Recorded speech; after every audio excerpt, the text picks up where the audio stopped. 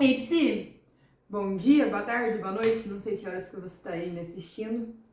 Hoje a gente vai falar sobre critérios de normalidade.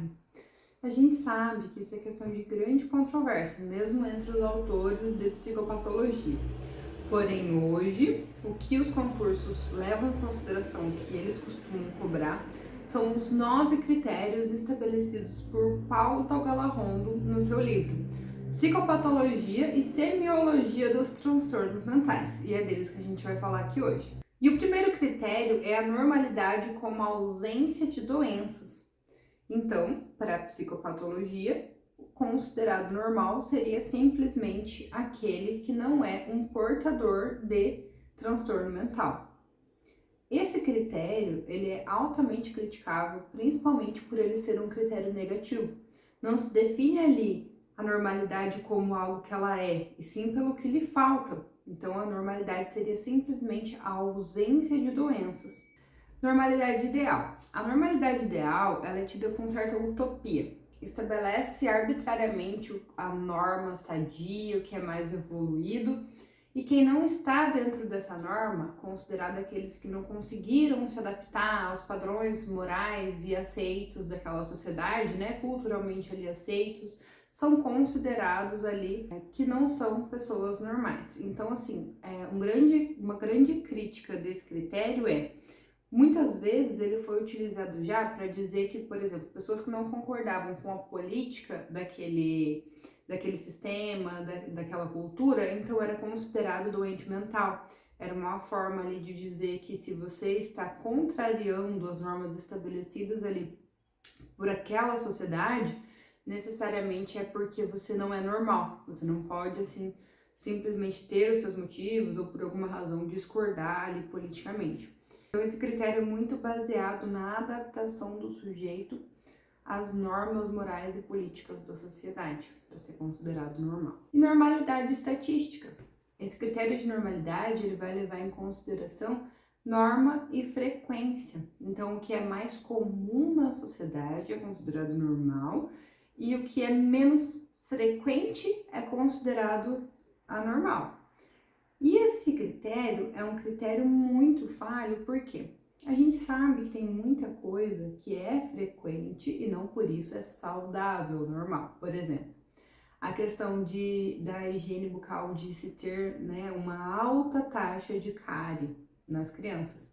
É uma coisa que é frequente, porém não pode ser considerado como algo normal, como algo saudável.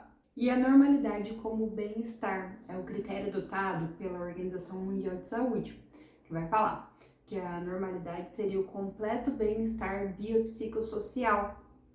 Esse critério ele é considerado um tanto quanto difícil de se chegar então na normalidade, se for ver por esses aspectos, porque pensamos na população em geral, quantas pessoas poderiam ser consideradas dentro desse critério de normal? Com bem-estar, completo bem-estar biopsicossocial. Além, é claro, dele ser criticável por ele ser muito amplo e impreciso. Se na sua prova do concurso de psicologia perguntar qual dos critérios de normalidade que é aceito e considerado hoje pela OMS, qual critério você vai responder? O critério de normalidade como bem-estar biopsicossocial, ok? Então, a gente não discute com a banca. A normalidade funcional. A normalidade funcional, ela vai dizer que aquilo que é anormal é o que está sendo disfuncional, que está causando ali prejuízo para o próprio sujeito, para o seu grupo social, para o seu grupo de trabalho, né? Então, se o sujeito está ali funcionando, ele é considerado que está normal. Então, o que seria anormal seria o sujeito ali disfuncional. Normalidade como processo. Esse critério de normalidade, ele não é um critério estático. Ele vai considerar o processo de desenvolvimento do sujeito. Portanto, dentro desse critério, a gente considera alguns aspectos normais em algumas etapas da vida e em outras não. Aí a gente tem um bom exemplo da fase que a gente tem a temida síndrome da adolescência normal. Porque na adolescência, alguns comportamentos são considerados, devido àquela etapa da nossa vida, como normais, que os mesmos comportamentos e os mesmos atos realizados em outro processo, outra etapa do nosso ciclo vital, não seriam considerados. Então, esse critério ele vai levar em conta e ele vai conversar muito, principalmente com os autores do desenvolvimento. Normalidade subjetiva. Nesse critério é levado em conta principalmente a percepção subjetiva. Se a percepção subjetiva da pessoa de que ela está bem, de que ela está saudável, de que ela está normal. Então, adivinhe qual que é a crítica desse critério? A gente pode ter um exemplo assim muito bom, que é do sujeito na fase maníaca de um transtorno bipolar. Esse sujeito, ele vai subjetivamente se considerar muito bem, pleno, assim, na sua melhor fase, né? Ele vai se considerar assim completamente saudável, forte, disposto, dominando o mundo, pronto para dominar o mundo. E não é por isso que ele está saudável, porque como nós sabemos, quando a pessoa está em fase maníaca do transtorno bipolar, ele de fato está com um transtorno mental grave. E subjetivamente ele vai se considerar como 100% saudável ali, 100% sem problemas e normal. Normalidade como liberdade. A normalidade como liberdade, ela conversa muito com a fenomenologia, com o existencialismo. Esse critério de normalidade como liberdade, ele vai dizer que o anormal seria considerado ali como a fossilização das possibilidades. Saúde mental seria então dispor de um senso de realidade, um senso de humor e um sentido poético perante a vida, que permitiria ali ao ser humano relativizar o sofrimento e as limitações inerentes à condição humana e assim desfrutar dos resquícios de liberdade e de prazer que a existência pode oferecer. Critério de normalidade operacional é um critério assumidamente arbitrário. Esse critério é o critério empregado pelos nossos manuais diagnósticos, como o DSM, como o CID. Então, dentro desses manuais é estabelecido arbitrariamente normas, atitudes, comportamentos que são considerados dentro da caixinha do normal e se você tiver 5 comportamentos desse, com a frequência tal e com tal tempo de que está acontecendo, você é considerado com tal transtorno mental. Então, por isso é chamado do critério de normalidade operacional, que é o critério hoje que se leva muito em consideração ali pelos manuais diagnósticos, que conversa ali diretamente com a psiquiatria e que ajuda a diagnosticar os transtornos. Então, para a gente treinar o que a gente aprendeu aqui, vamos fazer algumas questões. Essa questão aqui é da Prefeitura de Tunapoli, Santa Catarina, onde ela vai dizer: aqui são considerados os aspectos dinâmicos do desenvolvimento psicossocial.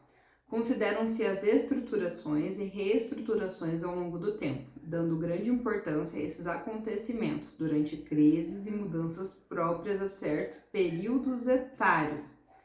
É um critério que recebe particular simpatia da psiquiatria infantil, de adolescentes e geriatria. Então, de qual critério a gente está falando quando a gente leva em conta o ciclo vital, né? Quando a gente leva em conta o desenvolvimento humano, que eu expliquei lá, que para o adolescente seria considerado de uma forma de normalidade, né? Que considera ali, que conversa diretamente com os teóricos do desenvolvimento. Aqui na pergunta está perguntando: que recebe particular simpatia da psiquiatria infantil, de adolescentes e geriatria. Então aqui a gente já percebe que está levando em consideração as etapas da vida. Então a gente tem como opção normalidade formativa. Nem é considerado um dos 9 critérios que o Gallardo vai citar. Então a gente já descarta a normalidade formativa. Normalidade reativa. Também não é nem considerada, essa questão tá até fácil, hein? Não é nem considerado um critério de Gallardo. E normalidade como cadência, ela também, né, nem existe. Mas mesmo que existissem outras possibilidades de resposta, a gente sabe que a normalidade que a gente disse no enunciado da questão é, como a gente viu na aula, a normalidade como processo. A normalidade como processo é a normalidade que vai considerar o ciclo vital, que vai considerar o desenvolvimento do ser humano. Questão agora da VUNESP, para a Prefeitura de Marília, São Paulo. Há vários critérios de normalidade e anormalidade em psicopatologia. A visão adotada pela Organização Mundial de Saúde é a da normalidade como? Lembrando, isso foi dito também. É a normalidade como ausência de doenças? Não. A normalidade como liberdade existencial? Também não. A adequação social? Esse nem é critério de normalidade. A normalidade como completo bem-estar? Sim, para a OMS, o critério utilizado de normalidade é a normalidade como bem-estar, completo bem-estar biopsicossocial, ok? Funcionalidade? Também não. Então, nosso gabarito é a resposta D nessa questão, ok? Finalizamos então por aqui essa aula de critérios de normalidade.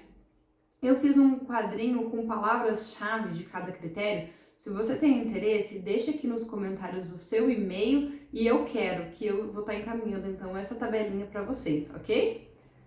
Tchau, tchau, até a próxima aula!